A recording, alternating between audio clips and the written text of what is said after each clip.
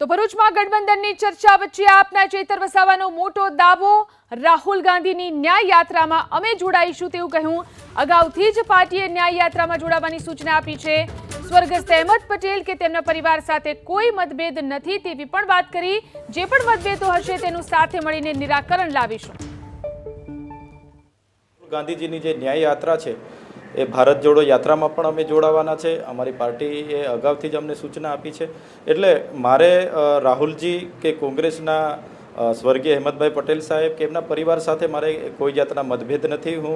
મેં ભૂતકાળમાં પણ અહેમદ પટેલ સાહેબ અમારા ધારાસભ્ય અમરસિંહભાઈ વસાવા હતા, એમની સાથે રહીને કામ કર્યું છે। ત્યારે જે પણ મતભેદો હશે કે જે પણ થયું હશે એ બાબતને લઈને આવનાર દિવસોમાં અમે બધા સાથે મળીશું, બેસીશું અને એનું નિરાકરણ કરીને ભરૂચ લોકસભામાં માત્ર ને માત્ર ભાજપા સામે કઈ રીતના રણનીતિ બને અને જીતીએ એ તરફના અમારા પ્રયાસો રહેશે।